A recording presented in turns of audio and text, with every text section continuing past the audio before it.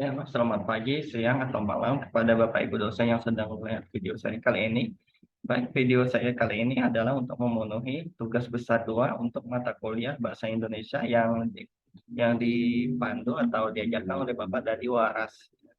Oke, baik, sebelum itu mari kita lihat objektif dari tugas ini ya, kita lihat dulu.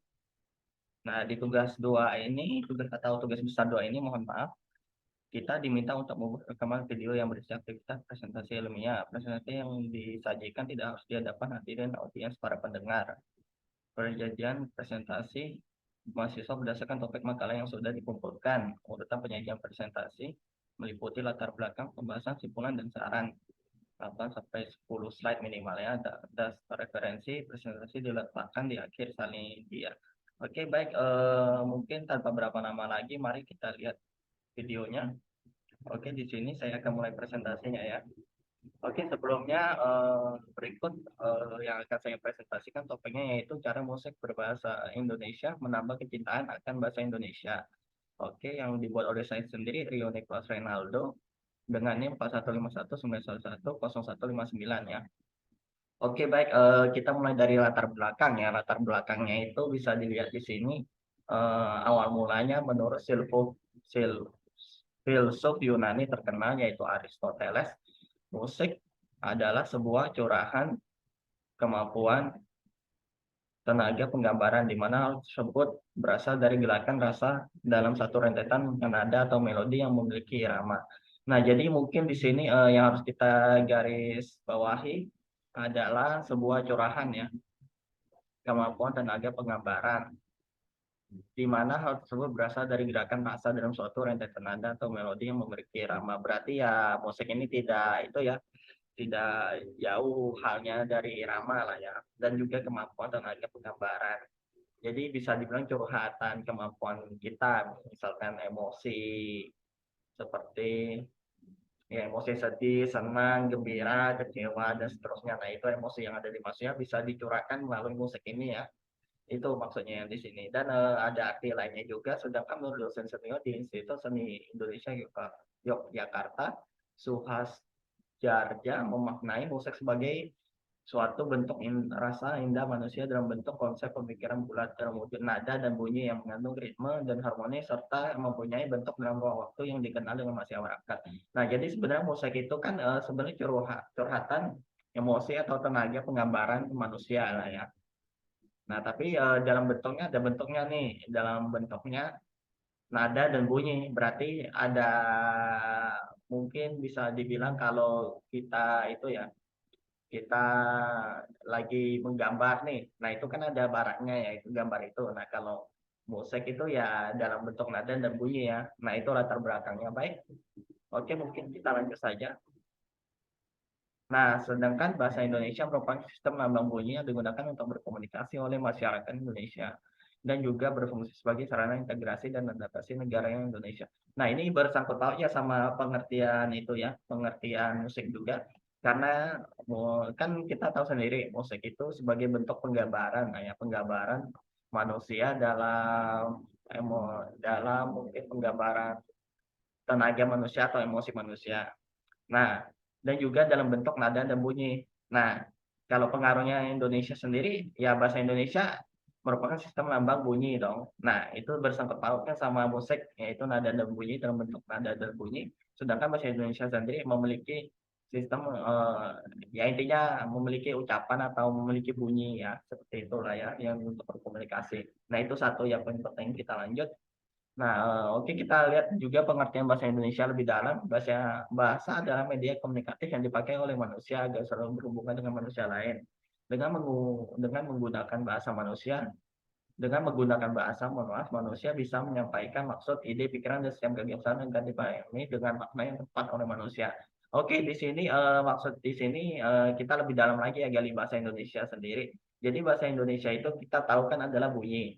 Nah, bunyinya itu dipakai untuk agar manusia lain saling berhubungan yang dalam artian bisa menyampaikan maksud, ide, pikiran, dan setiap gagasannya yang agar dapat dipahami dengan makna yang tepat oleh manusia lain. Nah, di sini mungkin kita bisa dapat makna ya. Jadi bahasa Indonesia itu dimaksudkan untuk mempererat hubungan manusia lah ya, agar bisa dipahami oleh manusia lain. Nah, itulah ya, manusia lain di sini dalam artian mungkin penduduk Indonesia ya. Itu aja kalau kita itunya, kita ambil secara secara secara dekatnya, pendekatan. Oke, lanjut lagi.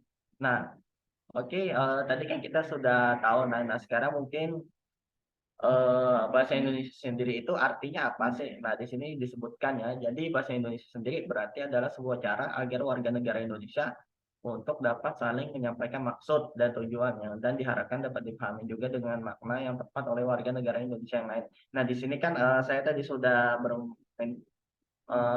maksudkan tadi ya, bahwa untuk dipahami manusia lain itu adalah warga negara Indonesia yang lain. Nah, ini disebutkan lagi, lalu diharapkan dapat dipahami. Nah, berarti ya makin itulah menegaskan bahasa Indonesia itu adalah difokuskan agar manusia lain atau warga negara Indonesia dapat saling memahami warga negara Indonesia yang lain ya. Nah, itu aja sih. Oke, lanjut lagi dari pengertian bahasa Indonesia. Oke, nah setelah tadi kita sempat membahas mengenai itu ya, musik ya, mohon maaf bahasa Indonesia. Nah, kita beralih lagi nih ke musik. Nah, pengertian musik itu apa sih? Nah, di sini musik adalah suatu fenomena unik yang dihasilkan oleh alat musik yang dimainkan. Musik juga termasuk sebuah firasat yang mencipta, memperbaiki, dan mempersembahkan dalam sesuatu yang disebut seni. Nah, di sini seni ya ibaratkan ya. Nah, seni itu kalau kita pahami lagi pengertiannya ya, seni musik itu adalah nada dan bunyi. Itu satu ya yang mungkin kita harus tahu. Oke, lanjut lagi. Maaf.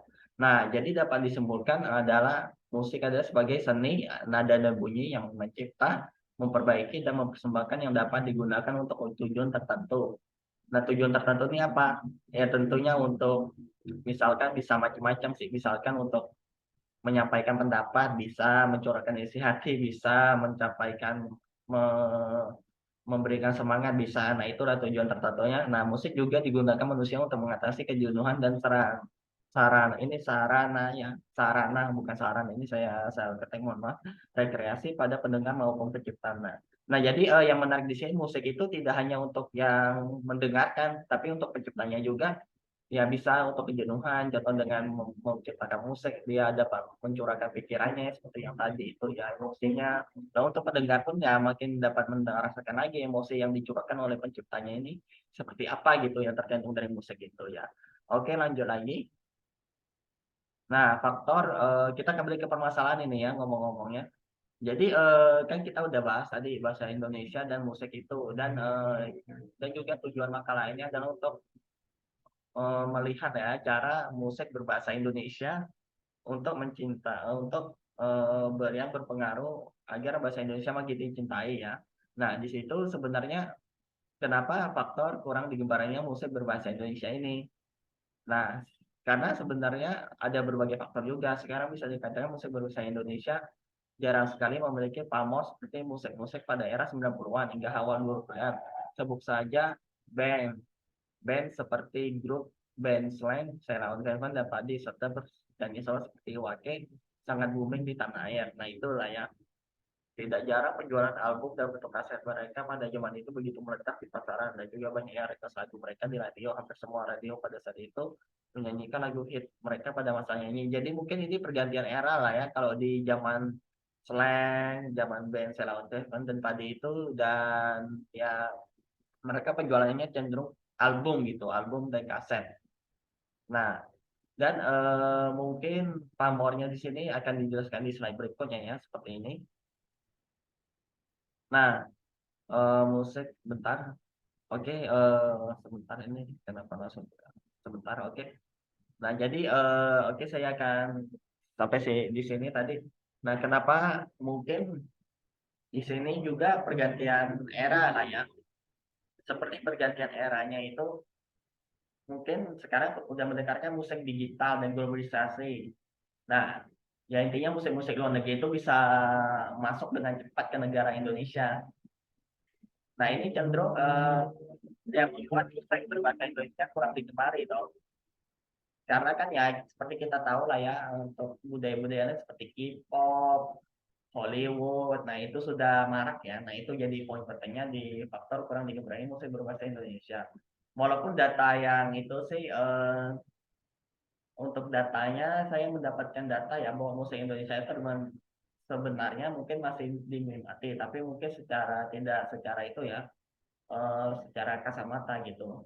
Mungkin masih ada maksudnya penggemar band, mohon maaf, Slank, Sheila on 7 dan Padi itu, tapi eksistensinya atau keberadaannya tidak terendus publik gitu ya. Nah itu aja. Tapi kita ambil garis besarnya di sini, anak-anak muda cenderung ya. Nah itu ya sih. Nah karena peradaan zaman cenderung tidak akan berarti dari anak muda ya. Nah anak muda itu cenderung tidak, atau lebih cepat menyerap musik dari luar negeri gitu. Nah itu lanjut.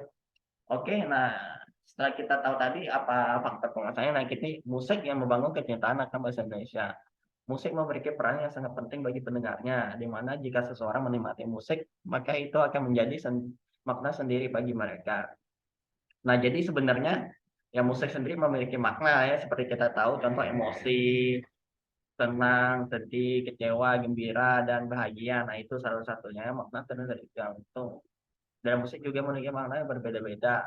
Nah, di mana tergantung kepada jenis dan lirik musik yang didengarkan. Nah, jadi sebenarnya ya kalau dibangun dalam bahasa Indonesia, jika kita musik berbahasa Indonesia itu memiliki makna yang semangat gitu ya. Contohnya kayak makna yang makna yang semangat dari bahasa Indonesia. Misalkan misalkan lagu itu ya, lagu Garuda di Dadaku. Nah, itu kan makin mencintai negara kita sendiri, dan pastinya dong makin berpengaruh juga akan pengucapan bahasa Indonesia kita. Jadi kita tahu pengucapan Garuda di Dadaku, Garuda contoh ucapan bahasa Indonesia yang di Garuda di Dadaku itu akan cenderung kita ulang-ulang dan melatih kemampuan bahasa kita. Nah, itu ya contohnya, ini kenapa mungkin di sini saya mengambil tema ini lah ya, kecintaan musik berbahasa Indonesia membangun untuk dalam kecintaan bahasa Indonesia lah ya. Nah, itu satu contoh sih. Nah, oke, lanjut lagi. Mungkin di sini saya tidak akan banyak lebar, yang mungkin teman-teman bisa lihat sendiri kalau itu mau membacanya. Oke, lanjut lagi. Nah, kesimpulannya ya, dengan demikian dapat ditarik kesimpulan bahwa pengaruh musik dalam penciptaan bahasa Indonesia adalah mutlak. Karena musik merupakan sebuah sarana manusia untuk menikmati hidup ini baik dalam keadaan jenuh, senang, sedih, kecewa, dan lainnya. Dan juga musik berperan terhadap penciptaan kita terhadap sesuatu hal. Contoh, jika kita mendengarkan musik yang menyenangkan dari musik luar, maka kita akan condong menyukai hal-hal yang sesuai dengan musik itu, seperti bahasa dan juga musisi itu. Oke, di sini saya pause dulu. Jadi ya pengaruhnya untuk penciptaan bahasa Indonesia. Contohnya kan ada sebuah penyanyi yang anggaplah yang lagi booming lah ya, misalkan booming, kita lihat lagu itu, lagu bisa dibilang mungkin lagu bahasa Indonesia yang lagi booming-nya ini kan, mohon maaf saya juga nggak update begitu lagu itu sih, lagu-lagu bahasa Indonesia, tapi saya sedikit tahu ya musik, itu misalkan contohnya yang paling pengaruh besarnya ya, contohnya ya, No Comment. Nah, itu kan diulang-ulang terus tuh. Nah, justru bahasa Indonesia makin makin dicintai gitu, bahkan sampai seluruh Indonesia menyanyikan itu, diulang-ulang terus bahasa Indonesianya. Nah, itulah ya contoh booming musik yang berbahasa Indonesia dapat mempengaruhi kecintaan kan bisa bahasa Indonesia, yang dimana akan menyukai bahasa Indonesia dan juga penyanyinya dong, penyanyi bahasa Indonesia, dan akan condong juga akan membuat pendengar penasaran gitu. Oh, ini penyanyi ini siapa sih? Dari mana dia sih? Nah, terus lagunya, liriknya apa aja sih? Nah, itu sih contohnya yang membuat kecintaan akan bahasa Indonesia akan lebih lagi. Oke, dari sini mungkin sekian ya dari saya ya. Terima kasih sudah menontonnya. Dan mungkin jika ada kritik dan saran untuk video ini, silakan kirim di kolom komentar ya. Oke, kalau gitu saya tutup. Terima kasih. Selamat pagi, siang, atau malam kepada Bapak Ibu dosen yang menonton video ini, dan semoga sehat selalu. Dadah.